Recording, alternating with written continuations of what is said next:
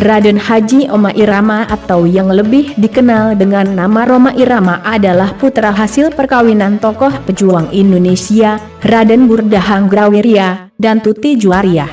Ia lahir di Tasikmalaya, 11 Desember 1947.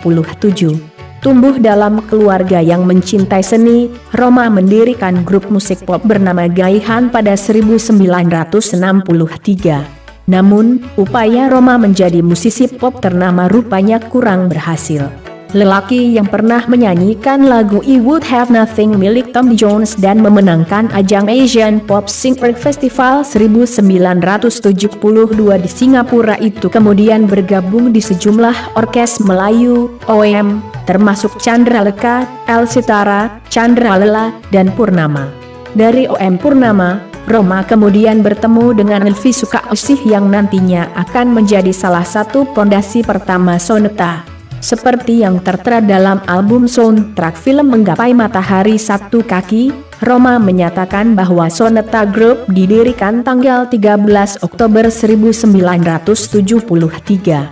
Terbentuknya Soneta juga didasari atas keinginan Rhoma memadukan musik pop, rock, Melayu, dan dangdut, serta menciptakan lagu-lagu yang bertema Islami dan sosial sesuai semboyan ciptaannya, Voice of Muslim duet Rhoma dan Elvi semasa di OM Purnama, yang sudah menggebrak industri musik Indonesia sejak 1 tahun sebelumnya. Terpilihlah 7 pemusik pertama Soneta. Mereka adalah Nasir, mandolin, Hadi, suling, Herman, bass gitar, Kadir, gendang, Ayub, tamborin, Sihab dan Rizwan, keyboard, juga Wempi, gitar. Bersama Yukawi Indo Music, Soneta menelurkan album pertama berisi 10 lagu. Album berjudul Soneta Volume 1 Begadang itu dirilis pada 1973 di bawah naungan Remaco Records yang terkenal di era tahun 1970-an sebagai pengorbit berbagai musisi besar Indonesia seperti Kus Plus, Bimbo, dan Edi Silitonga. 2 tahun berselang, Elvi Sukaesih hengkang karena perbedaan visi. Ia digantikan oleh pedangdut Wity Sugiarto yang kala itu masih sangat belia. Sejak 1975, Soneta yang bergabung ke Yukawi Indo Music bersama Wity merilis 7 album, termasuk Soneta Volume 4 Darah Muda, 1975, Soneta Volume 7 Santai, 1977, dan Soneta Volume 9 Begadang 2, 1978. Pada 1976, Sahab, Herman, dan Kadir secara tiba-tiba hengkang dari Soneta. Ketegasan Rhoma menjauhi minuman keras, narkoba, dan seks bebas disinyalir menjadi alasan utama sang pemain keyboard, pembetot bass, dan penggebuk gendang itu mundur. Alhasil, saat menggelar konser, Rhoma terpaksa mengisi posisi sebagai vokalis dan pembetot bass, sementara posisi gendang diambil alih oleh personel baru bernama Ayub. 1 tahun berselang, Rhoma menemukan Pongki dan Covif untuk mengisi kekosongan posisi gitar bass dan gendang di tubuh Soneta. Berasal dari band rock bernama Gavilas asal Banyuwangi, Pongki dan Covif membawa nuansa baru di musik ciptaan Soneta. Jika sebelumnya Soneta biasa mencipta musik pop Melayu dangdut, karya-karya band legenda itu dalam album Soneta Volume 7 Santai, 1977, lebih sangar dengan nuansa rock funk dangdut. Terus melesat, sang satria bergitar kemudian merambah industri musik internasional dengan mengajak serta penyanyi asal India bernama Nandani untuk merampungkan album Soneta Volume 11 Indonesia, 1980.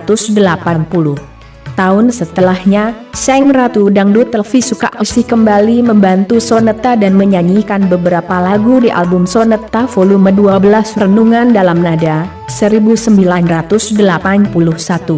Banyak mempelajari dari industri musik Indonesia, Rhoma dan Soneta kemudian membentuk perusahaan rekaman sendiri yang diberi nama Soneta Records pada 1984. Demi menunjukkan rasa hormat pada kaum perempuan, Soneta dan label buatan mereka menelurkan album Soneta Volume 13 Emansipasi Wanita, 1984. Studio latihan dan rekaman Sonata Records penuh sejarah inilah yang pada Sabtu, 3 Maret, pagi ditembaki oleh oknum tak bertanggung jawab dan masih diselidiki hingga saat ini. Hanya saja, Sonata volume 13 Emansipasi Wanita kurang laris di pasaran. Hal tersebut memaksa Roma dan Sonata rehat panjang hingga 6 tahun untuk meramu kembali musik mereka dan mencari cita rasa baru dangdut yang tidak monoton namun tetap syarat unsur sosial dan agama. Benar saja, rehat panjang yang mereka lakukan berbuah manis.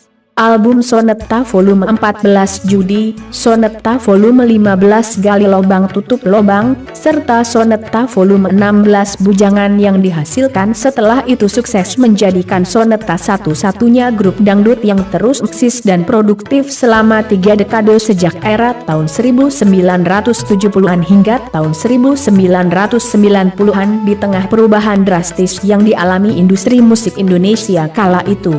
Tak hanya aktif menelurkan album, Sonata setia menjadi soundtrack pengiring puluhan film yang dibintangi Roma.